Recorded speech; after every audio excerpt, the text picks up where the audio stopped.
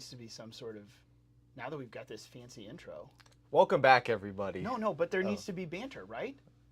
Like, we can't just come right into it and go all production value. Like, we have to keep, right? Like, we have to keep talking. Yeah, I guess. If you want to seem kind of, low quality, low class, low quality, low casual. class, he says. No, I'm just kidding. Casual. Are you just casual today? It's This 60 plus degrees in Missouri. It is beautiful. It is. I put on my coat this morning and was sorely disappointed when I walked outside and was warm because I was like, I don't want to turn around and put my coat back. Well, and so I didn't jinx, like, here's the deal. I know I put on the Hawaiian shirt, which this has more meaning. We're going to get into that in a second.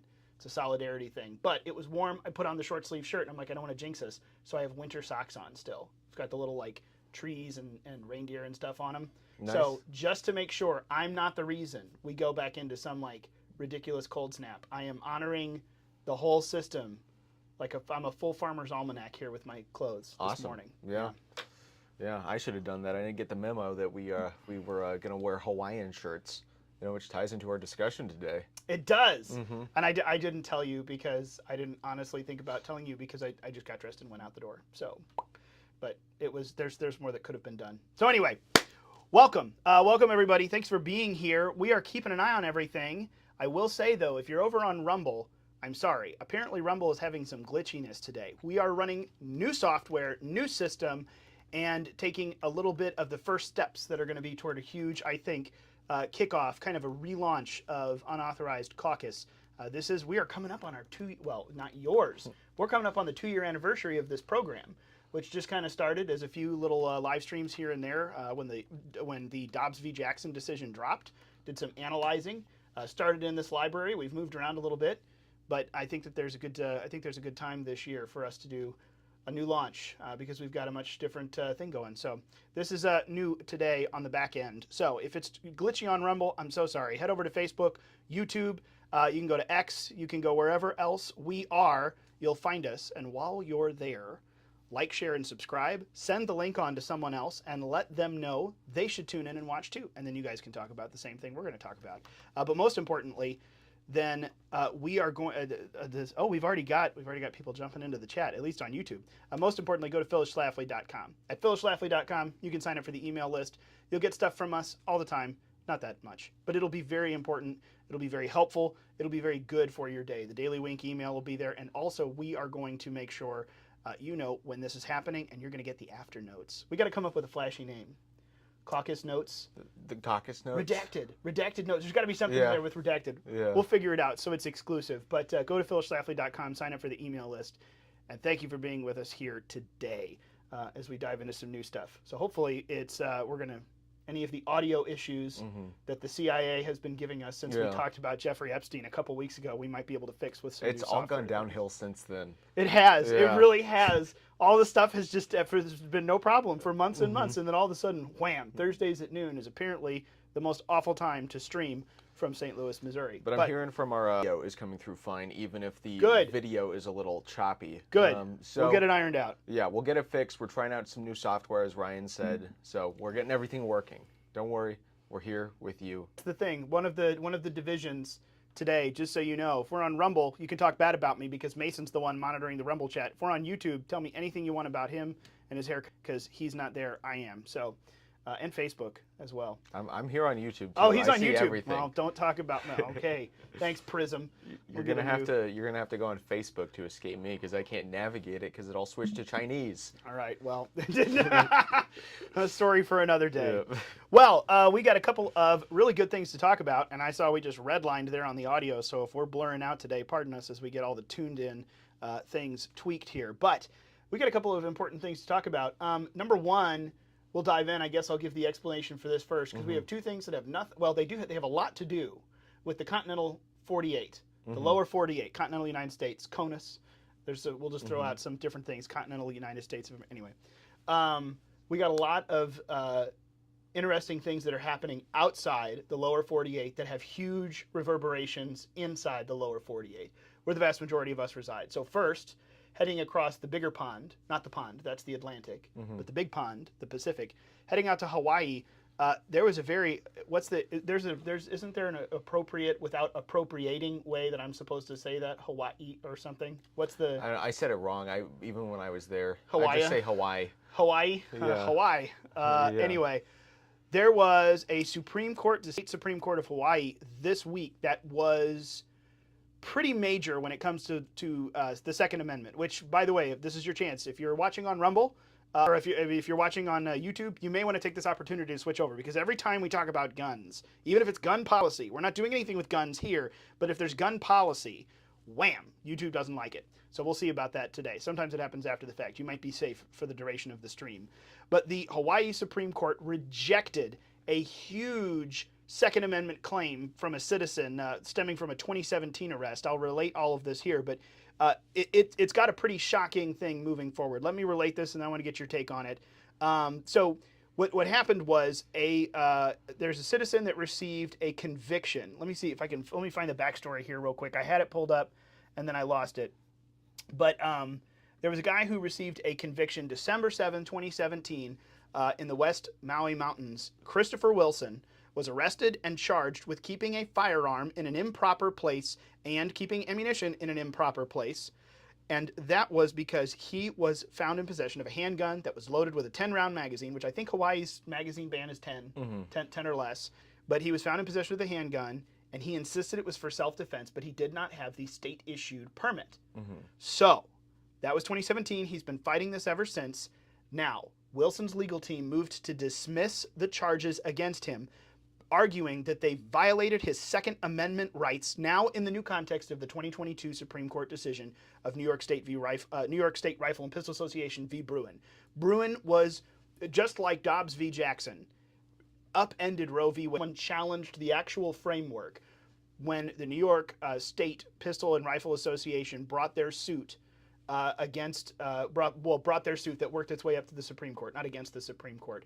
They basically got to argue the framework for the laws of New York State's concealed carry may issue and now every state across the country is theoretically supposed to abide by a whole new set of rules when it comes to respecting Second Amendment rights. So there's still restrictions, but there is a whole new, again, theoretically, from the Supreme Court, level of scrutiny that it has to pass. This has to take into account all kinds of historical things and really kind of takes away some of the blue state ability to just rescind gun rights out of no historical context. Like, this has never been a big deal, and suddenly you're going to take that thing away.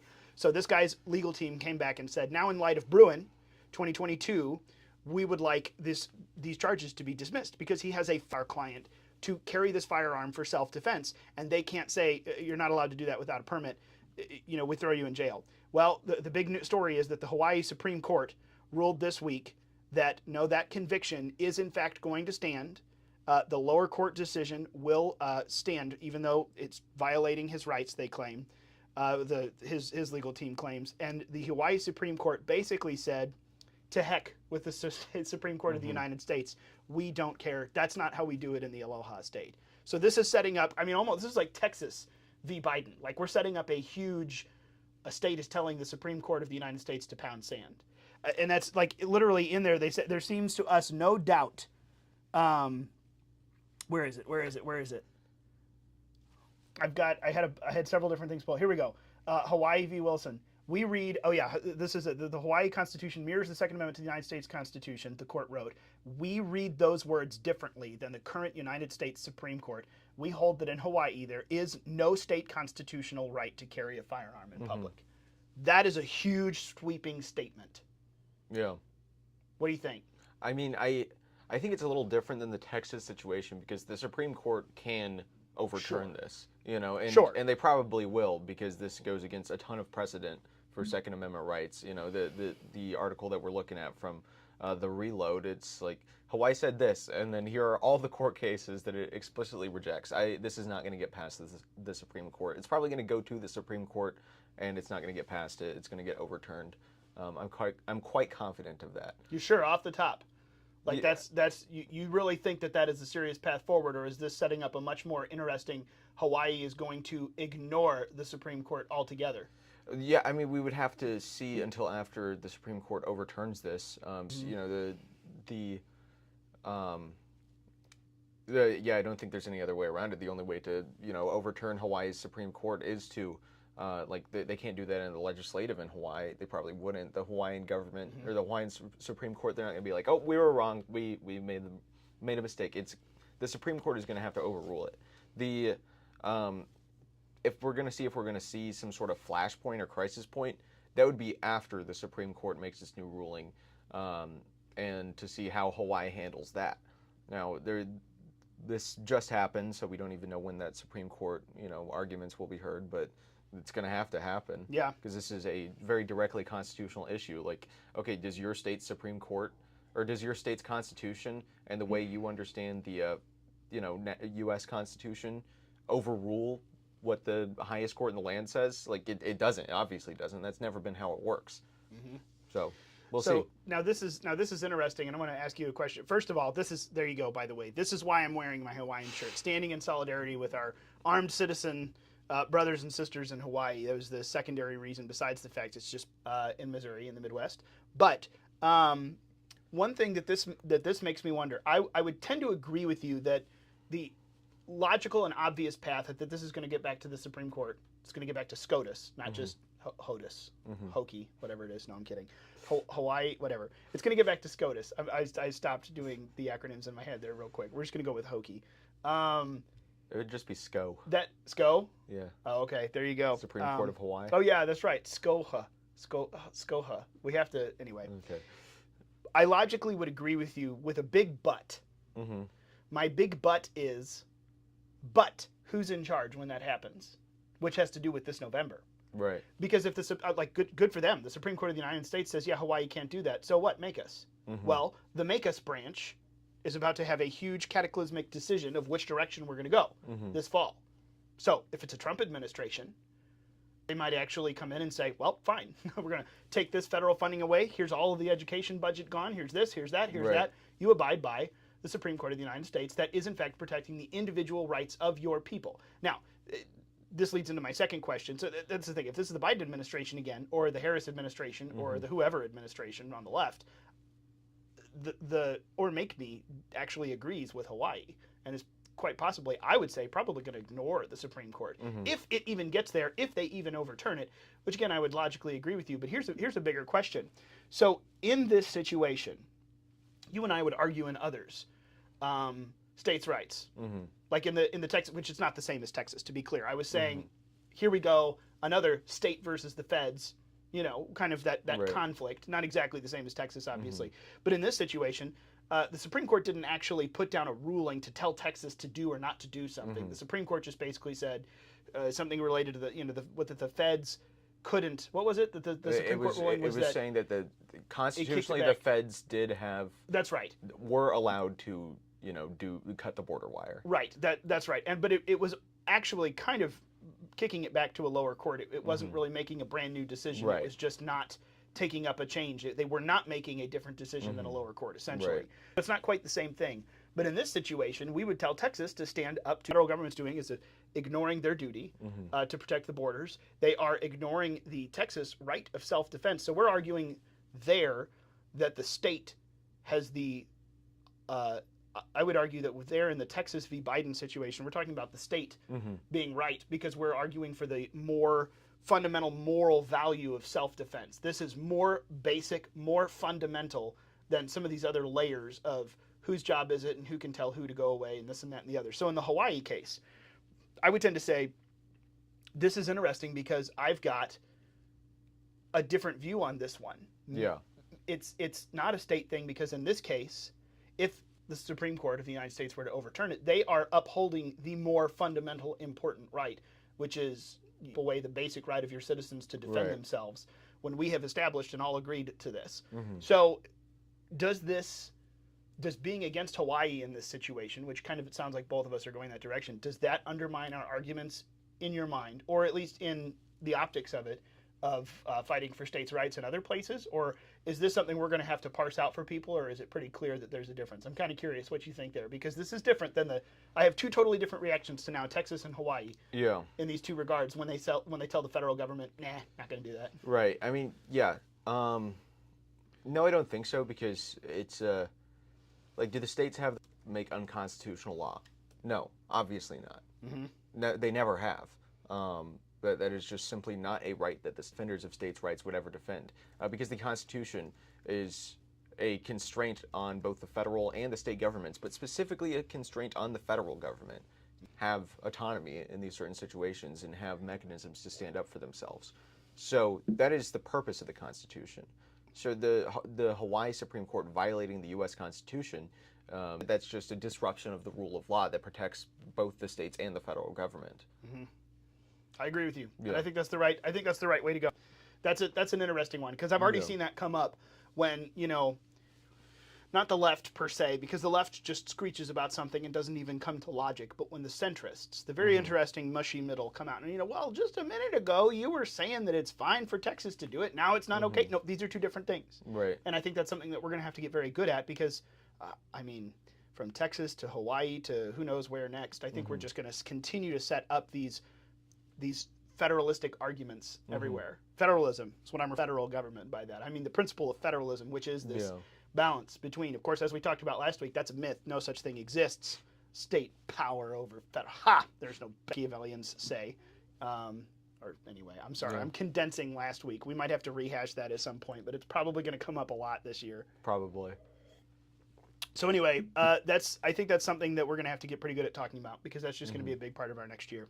But that definitely, in my mind, kind of leads into, because you talk about states and tyrannical federal and then overreach of authority and power and executive everything else, that kind of leads us into the second topic, which was something that's also in the news but a little farther from home.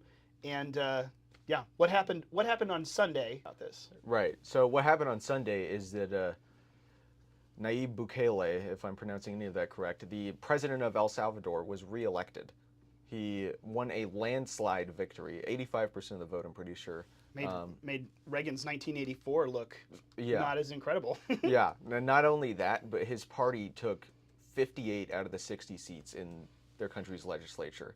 So it is just a absolute sweep of a victory. Like that's incomprehensible in the United States.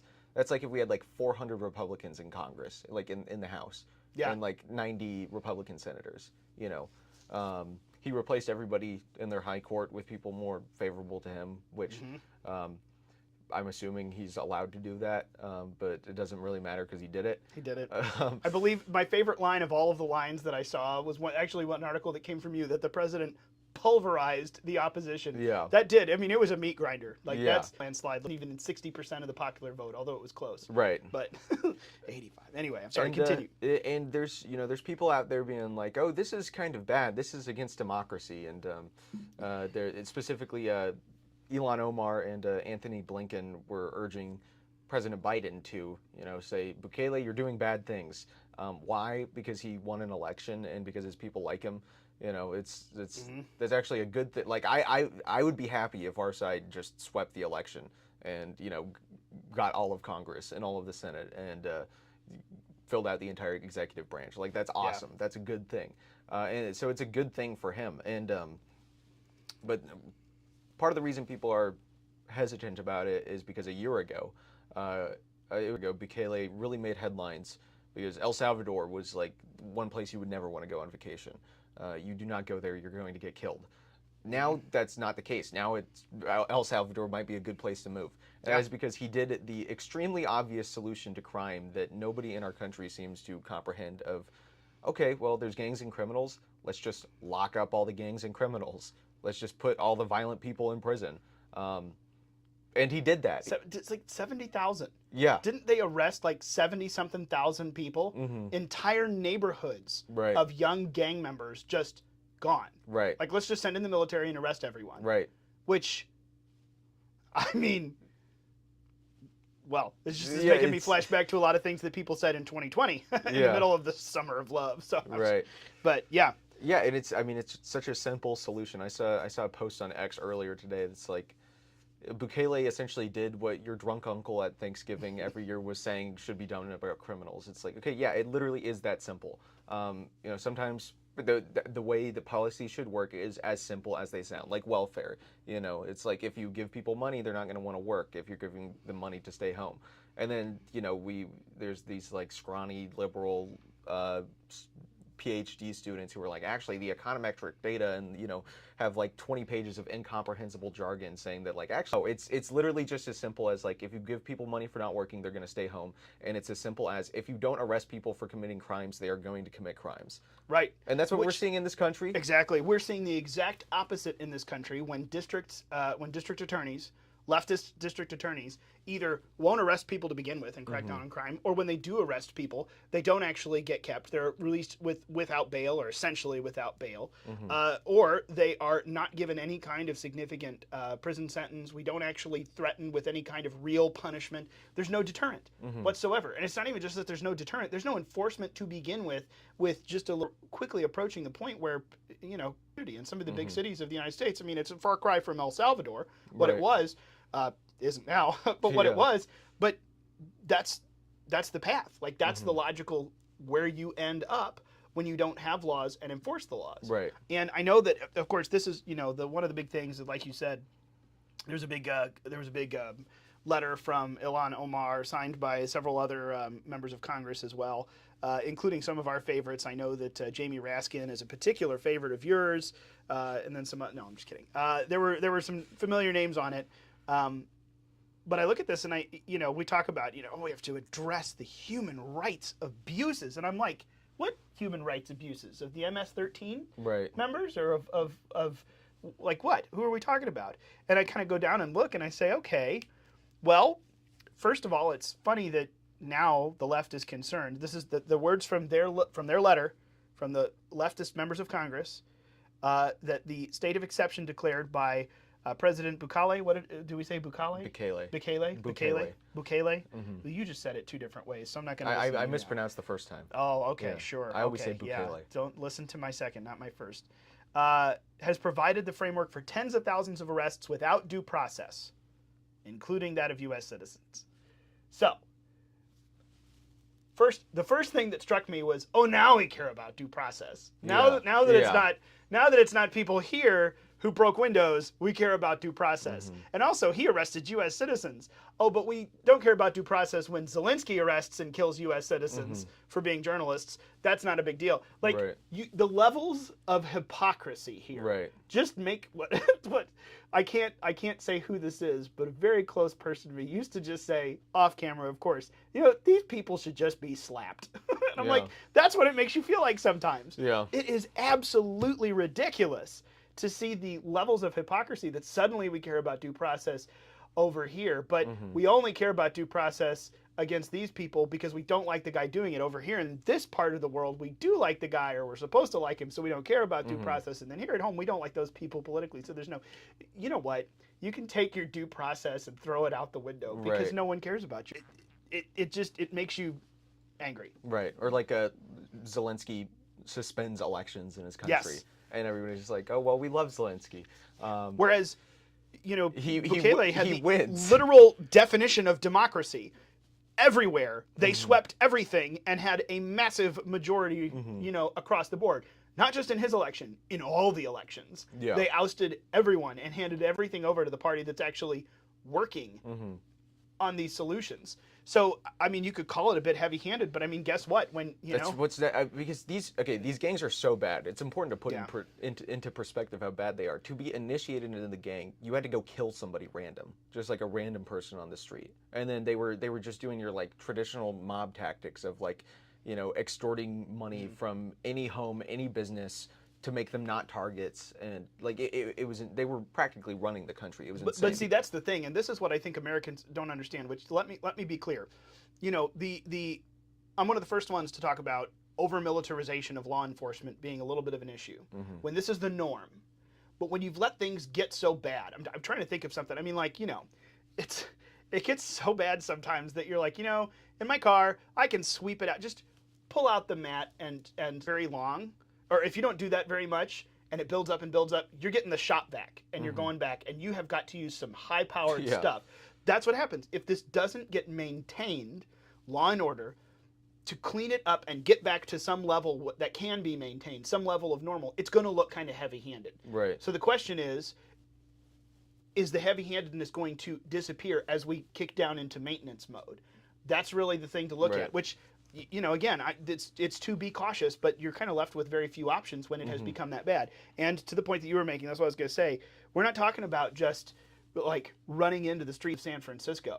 Now, San Francisco's gotten pretty bad, but San Francisco, as lawless as it is not currently run by gangs and drug runners and cartels and everything. I mean, this is South American stuff we're talking about here from the movies. That is often maybe dramatized, but you watch things like what was the? It's literally worse than what they do in Breaking Bad. Like, yeah, the cartels in Breaking Bad. What was going on there is worse than right. What I'm trying to think. What was the show about? The first season was Pablo Escobar. Narcos. Narcos. Yeah. Like, you watch something like Narcos, and everyone is corrupt. Everyone is paid off. These guys get to do whatever they want because they literally run everything. We own the government. We own the law enforcement. That's actually pretty good. That's a pretty good representation of what it has and is in a lot of places in South America. It's that bad. So what else are you supposed to do? Right. It's going to look a little heavy-handed to clean it up, and then when we've cleaned it up, we move to maintenance mode, which is obviously the citizenry's digging it. They don't feel oppressed. They don't feel like their human rights are being anything other than protected. Right. The normal law-abiding citizens are now suddenly being protected and put first for the first time in a long time. Right. So it's a very interesting look.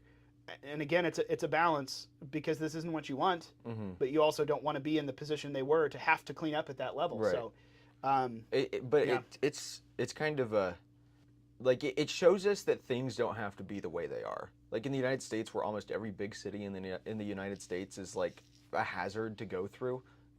Like downtown St. Louis or like Memphis. Most of our cities in this country are known for being places where it's like, okay, yeah, you might get killed if you go there, or at the very least, like mugged or robbed or something. Yeah. Like where it's just a hazard to be there. And this shows that it doesn't have to be like that. Like, that's not necessary. That's because there's people in power that don't care. Like we saw in California when the glorious Xi Jinping visited, Newsom was like, okay, yeah, let's clean up the streets. They have the means to do this. They have the means to fix our country and make our country a livable place and a safe and prosperous place. They just don't have the will to do that. Right. This shows that, like, it just takes using what's already there to fix things. Like, we could fix our cities so quickly. He did this in less than a year. He literally the most violent country in the Western Hemisphere to the least violent. This place is safer than Canada now. And that was that was a specific promise that he made. We will eventually get our crime rate to Canada's, which something like that. I forget. I mean, I don't know the exact words, but he basically, and they did. They did. Yeah, and they surpassed it in a year. Right. And I mean, you look at this is, in my opinion, this is the kind of thing when you see it done. It can be done. We say it can be done, but when you see it's actually done, the Ilhan Omars and those folks, the left, when they come out and complain about it, to me, that is the most revealing thing. It's not that they don't, you talk about Gavin Newsom cleaning up San Francisco when Xi came through. It's not that they don't have the will to do it. It's that they literally have the will to do the opposite. The point they are is to remove all of the normal boundaries of the normal law and order society we've had, because this is the kind of thing that keeps them in power. If you have a fully functioning democratic republic, the representative republic like we have, people feel safe, people feel prosperous, people feel free to make political change. It's very interesting. But I mean, if you want everyone to become dependent upon you, not only do you have to set up those programs, but I mean, you got to keep people in a constant state of fear. You've got to keep all these different things. You realize that it's not just that, we just don't want to clean this up. Yeah. No, there's a very purposeful reason why they are unwilling, because this plays into their continuing to stay in power. And I say they, I mean, the Gavin Newsoms of the world. Gavin Newsom's not pulling the strings at a global level. Gavin Newsom is, he is a pawn. Now, I'm sure he has delusions of grandeur and probably thinks he's higher up the food chain than he is. But this is, I think, the most revealing thing, because it gets, when folks see this stuff play out, whether it's journalists or members of Congress, the left, whatever it is, their response, when it gets a little squeamish for them, is pretty revealing that it's not just not having the will to do something. It's an intention the other way. It's not this really like complex problem where it's like, oh, we have to have these think tanks write a bunch of white papers on it, because that's what they do now. That's what they do now. They're like, how do we solve crime? Let's spend taxpayer money on a grant for some left-wing think tank to spend 5 years like researching and then say, I don't know. It's like, I can tell you right now, you solve crime by arresting criminals and putting them in prison. Like, it's possible.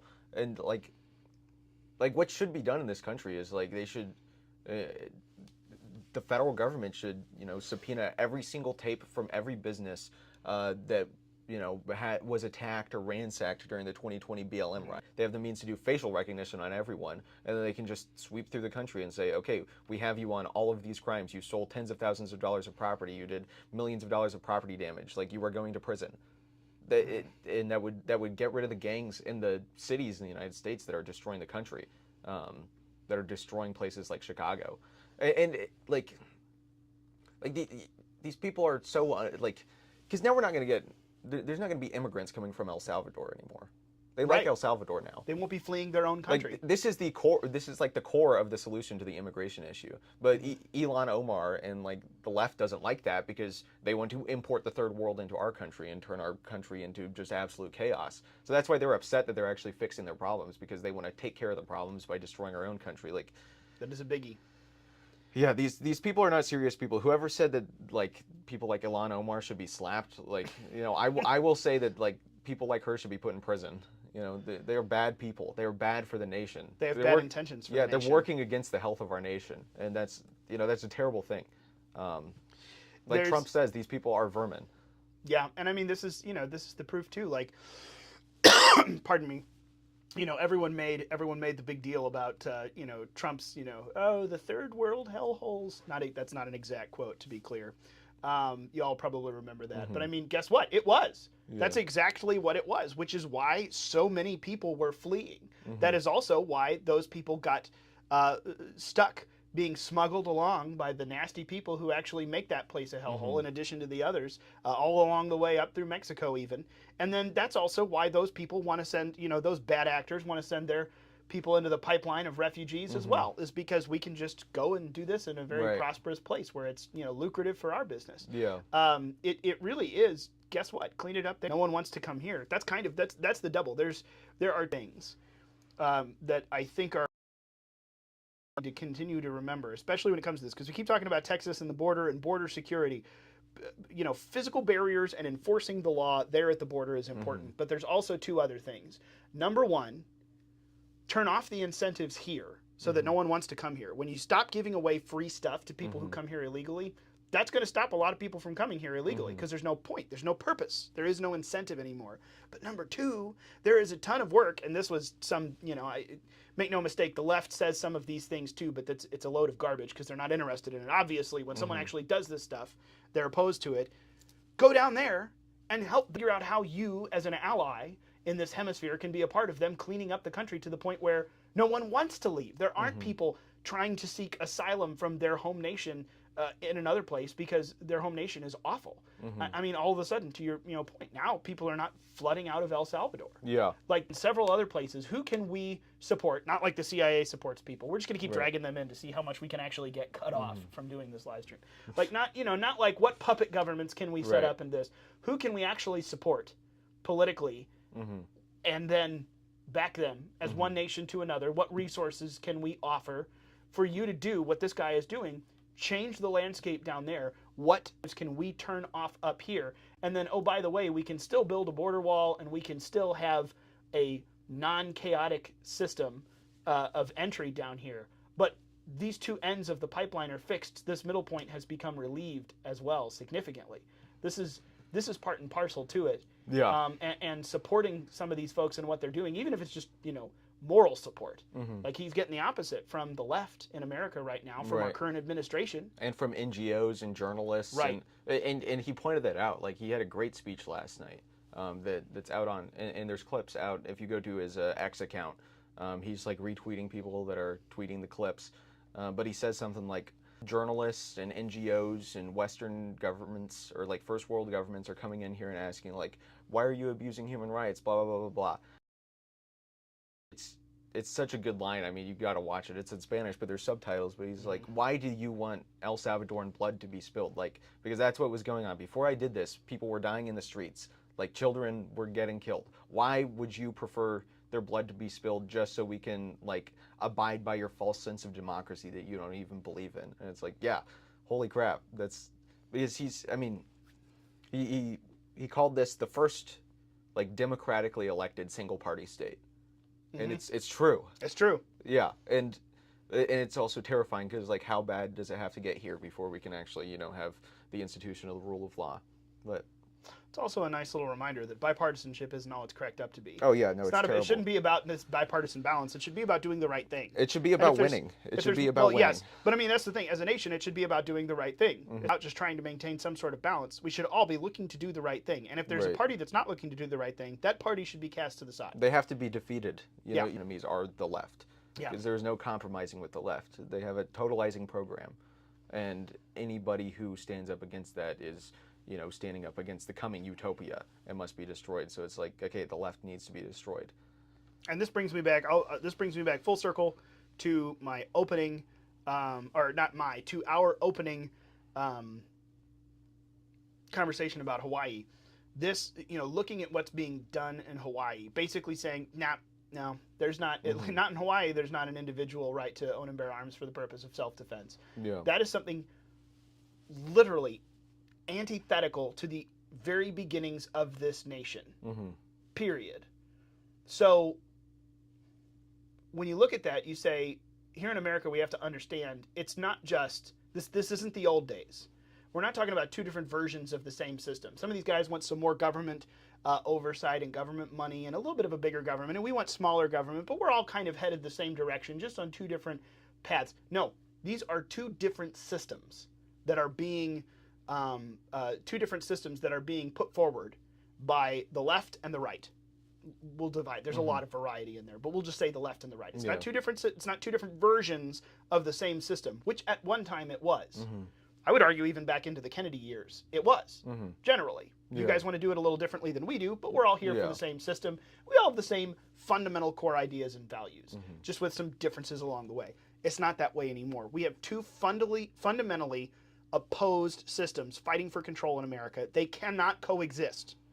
This Marxism, neo-Marxism, this modern left is incompatible with the America that you and I know and are talking about. It's impossible to make these two things sync up. There is no bipartisanship to be had with a system that wants to and must, in order to succeed, tear down everything that has to do with the foundations that way. It's not like we can just try to find balance and common ground. We must win or America ceases to exist as we know it. Pardon me. Got a tickle in my throat. Yeah. No, now, that is not necessarily saying that's why this election is the most important. People always say that, but no.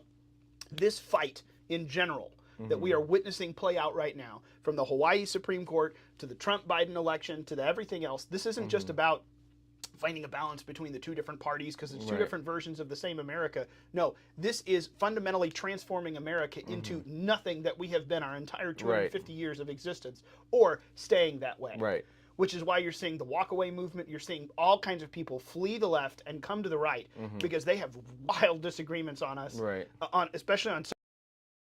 However, those people still want to have the debate, and those people still want to exist in the free society on the same basic principles that we want. Right. And then we'll continue to have these policy debates moving forward. That is the opposition and the huge divide that we find ourselves in.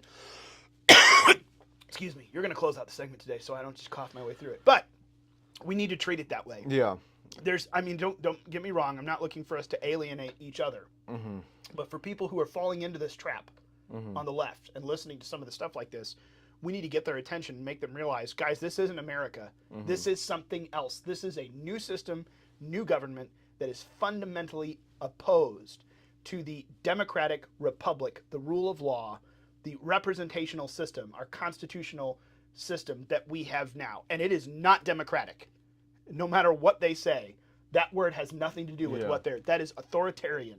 That is an autocracy, an oligarchy, whatever you want to call it. And all the people who are arguing for it think that they're going to be in charge on the winning side, but most of them are just pawns being used by the actual winners who will end up at the top of the heap. if that side wins out here in America. Right. It's it's not just about the election. It's an existential question for the future of our country. It is. And the left recognizes this, while most of the right doesn't. That's why they are trying to imprison Trump. That's why they are imprisoning people that went there on J6. They are playing the game on a different level than we are, because they recognize that the future of the country is at stake, and which program it's going to be is determined by who wins this battle in this decade. So we have to be ready to fight. We have to be ready to stop them. We have to be ready to do to them what they wish they could do to us. So, that's it. Yeah, that's it. That's it. We'll leave it there. Thanks for joining us for Unauthorized Caucus this week. Head on over to Philly.com, sign up for that email list. We'll be sending you some links, both about the Hawaii decision and about Bukele. We can even send those clips I talked about. We'll get those in the notes. The redacted email from Unauthorized Caucus. That's what we can call it. Thanks so much for joining us. We'll see you again next week. If you're a football fan, enjoy the Super Bowl this week. We can't say that. You're literally not allowed to say those words on streams. Really? Yes. Now it's going to get pulled down on YouTube, at least. Really? You just violated the NFL's copyright. Enjoy the big game on Sunday, people. The Duper Null.